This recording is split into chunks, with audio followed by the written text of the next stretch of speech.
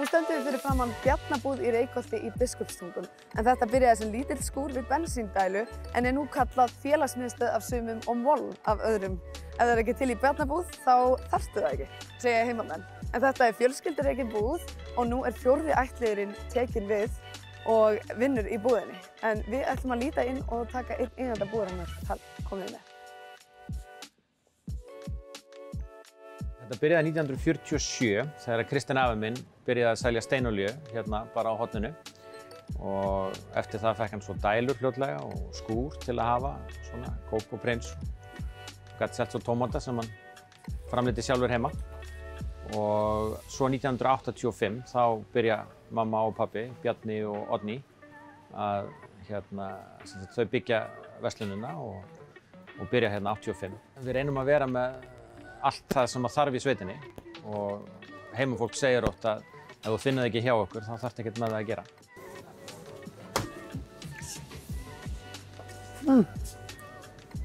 Það er allt til. Það er alveg greinlegt.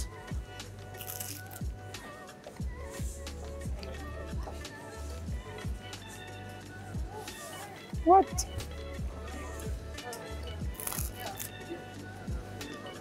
Við erum á ársbasis svona 10. Ég er með svona 5-6 krakka yfir sumartíman. Krakka ungt fólk með mér yfir sumartíman. Og svo er það sem sagt ég og Ragnar Steinunn, kona mín. Og svo eru náttúrulega börnin að sjálfsögðu með í þessu líka. Við eigum eina stelpu og 2 stráka sem hafa alltaf verið í þessu með okkur. Ég þarf náttúrulega að læra að vinna strax. Það er engin miskunn. Það bara þurfa að standa með þessu alveg frá svona 10-11 ára, þeir ná að koma yfir borðið. Þá eru þau sjanghafið inn í þetta og gjörðu svo vel. Stelpan stendur sér mjög vel, orðin 22 ára gömul og sér um apótek hérna í Hveragerði. Bara þannig að eitthvað hlýtur hún að hafa lært af afgreiðslustörfum.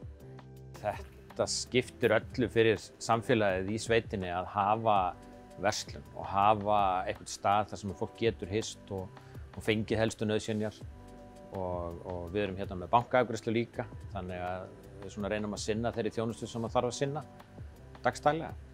Ég myndi náttúrulega ekkert standa í þessu nema því ég hef gaman af þessu. Ég hef gaman af vinnunni og gaman af að hitta fólk og það myndi ekkert ganga öðruvísi. Þannig að þetta er Má kannski segja að þetta sé svolítið í blóðinu, að maður er 3. kynslóð og þetta bara, ég er búinn að prófa ýmislegt annað, en þetta er bara það sem ég ætla mér að halda áfram með. Mér er búinn að vera gaman, við erum búin að vera hérna núna í 12 ár.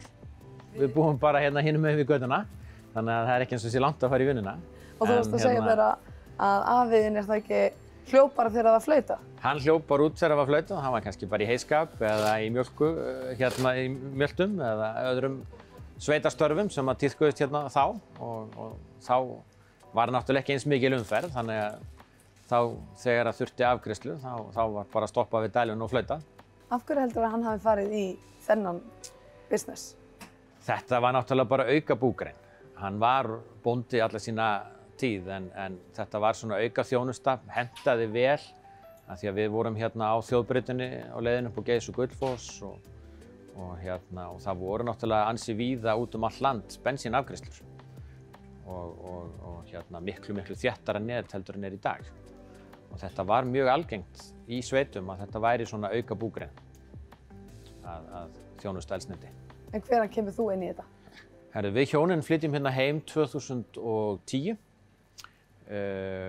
Þá náttúrulega voru bara pabbi og mamma í fullum rekstri með þetta þá og við komum með það að takmarki að koma inn í þetta með þeim og vorum hérna inn í þessu alveg með þeim. Og svona fyrir 2 árum, rétt fyrir COVID, þá byrjaði þau að draga sig út úr þessu meira. En pabbi samt sinnir því að ná í aðföng. Við náum í grænmeti hérna alls staðar í kringum okkur og hann sinnir því. Ég ætla ekkert að ákveða fyrir börnin mín. En á meðan að við hjónin höfum heilsu og nennum þessu, þá verðum við hérna. Hvað framtíðin fyrir skauti sér, það verður bara að koma í ljós. Ég ætla ekkert að þeir verða bara, og þau verða bara að ákveða sjálf hvað þeir vilja. Það er bara rosalega gaman að koma hingað og ég finn alveg að mórallinn er í toppstandi. Þannig að við hvetjum bara alla til þess að mæta og við höldum áfram. Takk kærlega fyrir. Takk fyrir mig.